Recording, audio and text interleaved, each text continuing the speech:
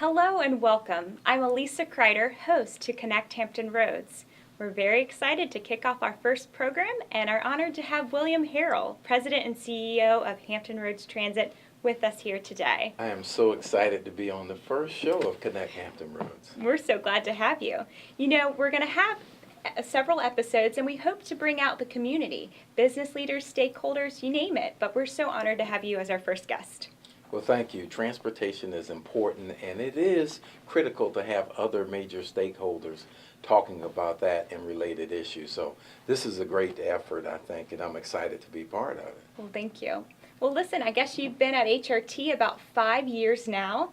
What would you say has been the most significant achievement to date? Well, time flies whether you're having fun or not, but I am having a wonderful time here. There's challenges, of course, but we have made, I think, significant progress. That's a great question. I would say the most critical improvement we've made is getting our customers out of the old Cedar Grove transfer area and working with the City of Norfolk to get the DNTC, the downtown center, in place. It certainly respects our customers a lot more.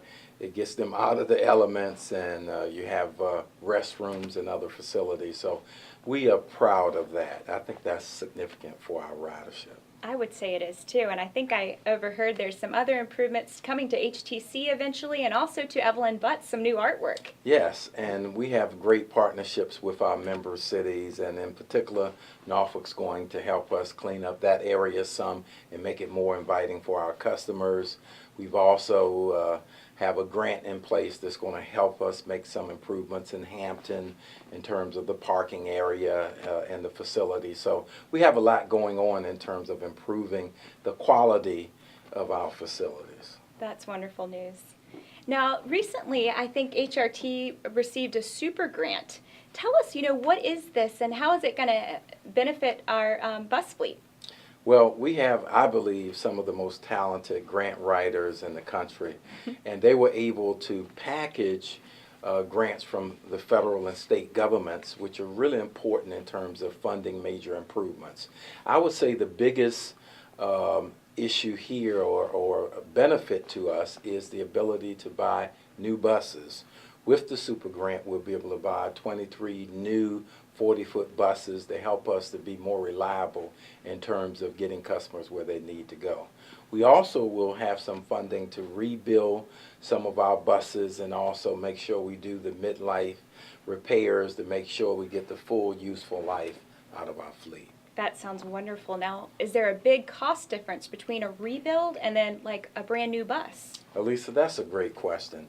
A new bus with all of the technology that's part of it is close to $500,000.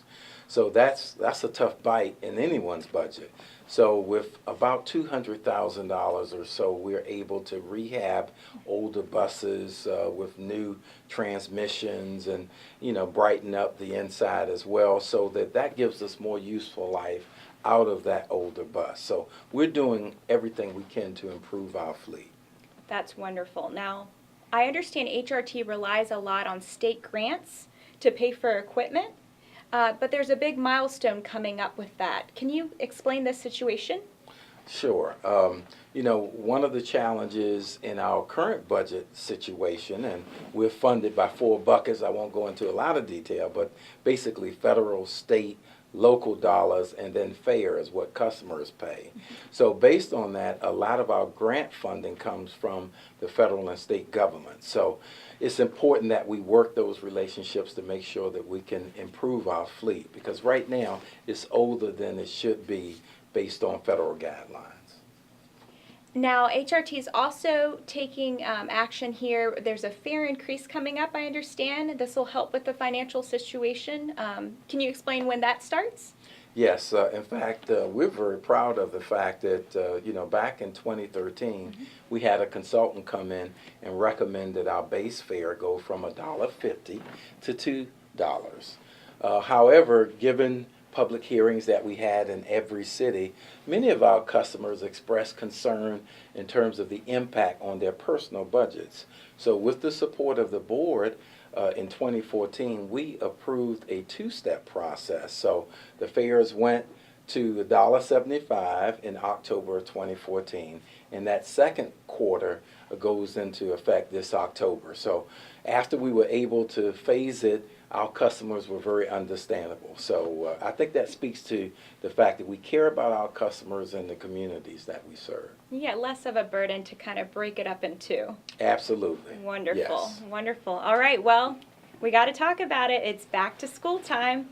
No more sleeping in and no schedule. It's down to alarm clocks, busy schedules. How can HRT help with this hustle? Well, I tell you, I'm really proud of Gene Cavazos, who's over marketing. He really spearheaded this whole program, the Student Freedom Pass. You know, it's exciting to know that kids can get where they need to go. They can ride free on all modes, kids from 13 to 17. They need to go to our website, gohrt.com, and sign up. We're trying to open up new areas where you can come and pick up your pass. Right now, you either have to come to the Hampton Transfer Center or right in downtown Norfolk. But the bottom line is we want to empower our kids to learn transit so that when they grow up and move on and hopefully stay in the region, they'll already be customers of Hampton Roads Transit. Wonderful. Well, thanks. Well, hey, thank you so much for being on the show today. We really appreciate talking to you. Well, my only request is please invite me back. I'd love to come. We definitely will. Great. Thank you so much. Thank you. And thank you all for tuning in. If you have any suggestions, questions, comments, please leave those in the comment field below. We'd love to hear from you. Until next time.